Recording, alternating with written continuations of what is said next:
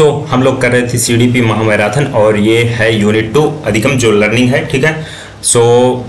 इसके पहले वीडियो में मैंने आपको बताया हुआ था कि जो सीडीपी है अधिगम लर्निंग के उसके 1 से 25 क्वेश्चन तक करवा दिए थे। इस वीडियो में मैं आपको क्वेश्चन नंबर 25 से 25 से 50 तक के प्रश्नों को करवाऊंगा और ये सारे प्रश्न प्रीवियस ईयर में आए हुए क्वेश्चन हैं, ठीक है। चलिए शुरू करते हैं। क्वेश्चन नंबर 26 है, कुछ psychologist used nonsensical words as learning material. Ebbinghaus जो साइकोलॉजिस्ट है एबिंगहॉस, इन्होंने ये यूज किया हुआ नॉनसेंसिकल, ठीक है। कुछ वन आप नेक्स्ट क्वेश्चन आप हिंदी में इसको रीड करते जाएंगे और मैं इसको इंग्लिश में करवाता जाऊंगा, ठीक है। कुछ one of the following does not help the learning of the child. कौन सी चीज है जो चाइल्ड के लर्निंग में हेल्प नहीं करती। इसमें से है आपका क्या है, स्कूल बैग, ठीक है। स्कूल बैग बिल्कुल भी हेल्प नहीं करता चाइल्ड की, बल्कि वो एक क्या है, बोझ की तरह है, ठीक है, burden. The principle of survival of the fittest remains is. किसने दिया हुआ है ऐसा प्रिंसिपल। डार्विन, जो अपने डार्विन महोदय हैं, सर डार्विन, उन्होंने दिया हुआ है, ठीक है। Who said learning is the change in the behavior due to behavior। Guilford ने ऐसा बोला हुआ है कि जो लर्निंग है वो क्या है कि change in behaviour due to behaviour, मतलब बिहेवियर की वजह से behaviour is responsible for changing in behaviour, मतलब किसी का बिहेवियर अगर चेंज हो जा रहा है तो वो लर्निंग, मतलब वही लर्निंग है और वो बिहेवियर चेंज उसका बिहेवियर की वजह से हो रहा है, ठीक है। गिलफोर्ड ने ऐसा बोला हुआ है। नेक्स्ट प्रश्न है आपका, learning ability is not affected by which of the following. Nationality affect नहीं करती लर्निंग को, बल्कि एरिडिटी अफेक्ट करेगी, एटमॉस्फेयर अफेक्ट करेगा, एंड ट्रेनिंग और टीचिंग भी अफेक्ट करेगी। अगर किसी को बढ़िया ट्रेनिंग और टीचिंग मिल गई और बढ़िया एटमॉस्फेयर मिल गया ये चीज़ें अफेक्ट करेगी, but nationality is not responsible, ठीक है। Blind memorisation is called, blind memorisation को क्या बोलेंगे हम लोग, लर्निंग बाई स्टैंड। अंध स्मरण इसको बोलते हैं blind memorisation. Learning by stand, ठीक है। Attention is the concentration of consciousness on one object rather than on any other. This statement is Dumville. ये स्टेटमेंट किसका है, डम्बल का, ठीक है। नेक्स्ट क्वेश्चन है आपका, क्वेश्चन नंबर 33 है, social development is the learning of the ability to behave according to social expectations. It's a Hurlock. ये स्टेटमेंट किसका दिया हुआ, हरलॉक। ये स्टेटमेंट किसने दिया हुआ, हरलॉक ने। किसने दिया हुआ है, हरलॉक, हरलॉक, उसका लॉक, ठीक है। सामाजिक प्रत्याशाओं के अनुरूप व्यवहार की योग्यता का अधिगम सामाजिक विकास कहा जाता है, हरलॉक। ये स्टेटमेंट किसका है, हरलॉक का, ठीक है। इसके बाद नेक्स्ट प्रश्न है आपका, which learning psychologist has not given importance to rewards in child learning development. किसने ऐसा, गुथरी, जो गुथरी हैं, उन्होंने ऐसा कहा हुआ है, ठीक है, कि जो इम्पोर्टेंस है वो इम्पोर्टेंट नहीं है, मतलब रिवार्ड को इन्होंने बिल्कुल भी इम्पोर्टेंस नहीं दिया है। किसने नहीं दिया है, गुथरी ने इम्पोर्टेंस नहीं दिया हुआ रिवार्ड को। किन किन लोगों ने रिवार्ड को इम्पोर्टेंस दिया हुआ है, थॉर्नडाइक ने, पावलोव ने एंड स्किनर ने, ठीक है। इन लोगों ने रिवार्ड को मतलब रिस्पॉन्सिबल बनाया और उनको इम्पोर्टेंस दिया हुआ है, ठीक है, एज ए लर्निंग। मतलब कोई चाइल्ड अगर लर्न कर रहा है उसको रिवार्ड दिया जाएगा, उसका जो मोटिवेशन लेवल है वो इंक्रीज होगा और उसका इंटरेस्ट जो किसी सब्जेक्ट के प्रति है या जो भी वर्क के लिए उसको रिवार्ड किया गया उस वर्क को वो रिपीट करेगा, वहाँ पर पॉसिबिलिटी बढ़ जाती है। Which type of reinforcement is more effective for long term retention of learning behavior? Partial reinforcement, ठीक है, क्या रिस्पॉन्सिबल है, पार्शियल रीइंफोर्समेंट, ठीक है। क्वेश्चन नंबर 36 है आपका, बालकों का जो अधिगम सर्वाधिक प्रभावशाली होगा, जब प्रभावशाली होगा। Children's learning will be most effective when cognitive, emotional and psychomotor aspects of the children will develop. मतलब जितना भी बालकों का संज्ञानात्मक है, भावात्मक तथा मनोचालात्मक पक्षों का विकास होगा, ठीक है। कॉग्निटिव डेवलपमेंट होगा, इमोशनल डेवलपमेंट होगा, ठीक है, और इसके बाद साइकोमोटर को बोलते हैं मनोचालक। जब मतलब सारी चीजें बैलेंस्ड वे में डेवलप होंगी तभी एक जो चिल्ड्रन की लर्निंग है वो सबसे ज्यादा इफेक्टिव होगी, ठीक है। इसके बाद नेक्स्ट प्रश्न है आपका, क्वेश्चन नंबर 37 है, वाटसन परफॉर्म्ड एंड एक्सपेरिमेंट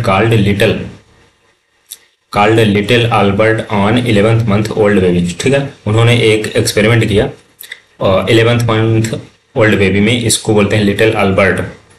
ठीक है, on which principle of learning is this experiment based, किस प्रिंसिपल पे ये एक्सपेरिमेंट बेस्ड था? कॉन्ट्रैक्टिंग पे। ठीक है, अनुबंधन किस प्रिंसिपल पर बेस्ड था? ये कॉन्ट्रैक्टिंग पे। ठीक है, इसके बाद क्वेश्चन नंबर 38 है आपका, the first stage of skill learning is. So first stage कौन सी है आपकी स्किल लर्निंग की? कोई अगर स्किल लर्न करना चाह रहे हैं, दैट्स से I am recording this video and जो मैं बोल रहा हूँ वो भी एक स्किल है और इसको मैंने सीखा हुआ है टाइम के साथ। सो फर्स्ट स्टेज जो होती है लर्निंग की वो कौन सी होती है? वो होती है इमिटेशन।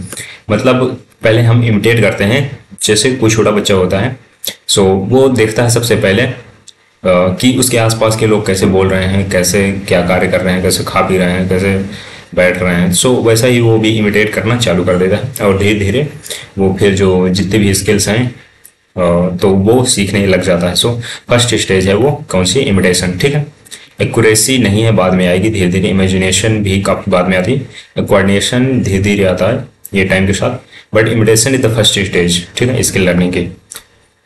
पर should I start to learn a new language? So कहाँ से हम स्टार्ट कर सकते हैं एक नई लैंग्वेज सीखना? By association between letters and words. So हम अक्षरों और जो शब्दों के मध्य वो है एसोसिएशन है, संबंध है, साहचर्य है, उसको करके एसोसिएट करके हम सीख सकते हैं। क्या सीख सकते हैं? नई भाषा सीख सकते हैं। ठीक है, नेक्स्ट प्रश्न है आपका question number 40, the role of the teachers in the learning process should be. So teacher का क्या रोल होगा लर्निंग प्रोसेस में? फैसिलिटेटर का, मतलब सुगम करता, मतलब फैसिलिटेट कर रहा है आपको, कि बोलते हैं फैसिलिटी प्रोवाइड कर रहा है एक प्रकार से, कि आपके रास्ते को सुगम कर रहा है थोड़ा सा। जैसे आप लर्निंग करते हैं, आपको बता दे रहा है कि इसको ऐसे पढ़ना है एंड ये कॉन्सेप्ट ऐसे होगा। बुक में तो वैसे भी ऑलरेडी दिया हुआ होता है, बट टीचर थोड़ा सा फैसिलिटेट कर देता है। सो इससे जो चाइल्ड है, बच्चा है या स्टूडेंट है, कोई भी लर्नर है, उसको जो लर्निंग में उसको हेल्प हो जाती है। ठीक है, इसके बाद नेक्स्ट प्रश्न है आपका प्रश्न नंबर 41, which of the following has the least chance of contracting. So least chance किसका? कॉन्ट्रैक्टिंग का। Backward contracting. सो बैकवर्ड जो कॉन्ट्रैक्टिंग है उसमें क्या होता है? लीस्ट चांस होता है, सबसे कम चांस होता है।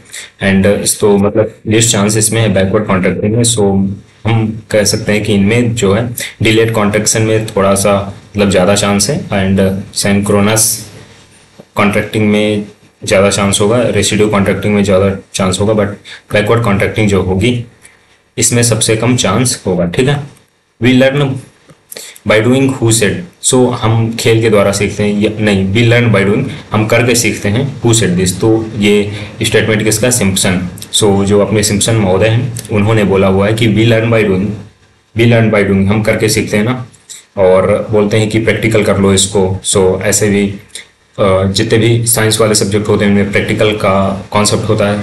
ठीक है, सो हम प्रैक्टिकली चीज़ों को सीखते हैं। एंड जैसे वीडियो एडिटिंग हो गई, या जैसे टीचिंग भी एक टेक्निक है, और इसको हम जैसे पढ़ाएंगे थ्रू द टाइम तो हम धीरे धीरे करके सीखते हैं। सो सिम्पसन ने ऐसा बोला हुआ है। ठीक है, reinforcement is a part of which of the following process. So learning जो पुनर्बलन है वो एक लर्निंग का भाग है, रीइंफोर्समेंट। ठीक है, रीइंफोर्समेंट। ऑलराइट, सो नेक्स्ट प्रश्न है आपका 44, the doing side of behaviour comes in dynamic areas of learning. So doing side है मतलब व्यवहार का करना, किस पक्ष में आता है? सीखने के गतिक क्षेत्र, dynamic areas of learning. So dynamic area जितने हैं लर्निंग के उसके पक्ष में आता है। ठीक है, किसके पक्ष में आता है? Dynamic areas of learning. According to which psychologist learning means building knowledge. So learning means building knowledge, मतलब लर्निंग का मतलब क्या होता है कि हम नॉलेज को बिल्ड कर रहे हैं। सो ऐसा किसने बोला हुआ है? ऐसा बोला हुआ है पियाजे ने।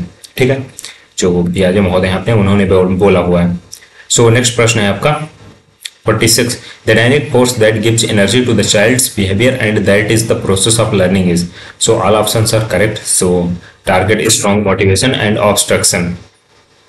डायनेमिक फोर्स, ऐसा कौन सा मतलब डायनेमिक फोर्स है जो एनर्जी दे रहा है चाइल्ड को, behaviour and that is the process of learning, और यही क्या है?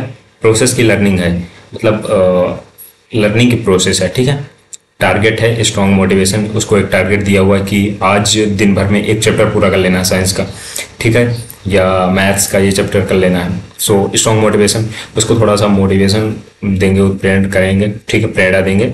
और ऑब्स्ट्रक्शन, थोड़ा सा अवरोध भी हो सकता है, जैसे अवरोध ऑब्स्ट्रक्शन कई प्रकार के आते हैं, जैसे सोशल मीडिया और खेलने चला गया बच्चा। सो ये सारी चीज़ें क्या देती हैं, मतलब एक प्रकार से डायनेमिक फोर्स हैं जो बच्चे को एनर्जी देती हैं, ठीक है, डायनेमिक फोर्स हैं सारे के सारे।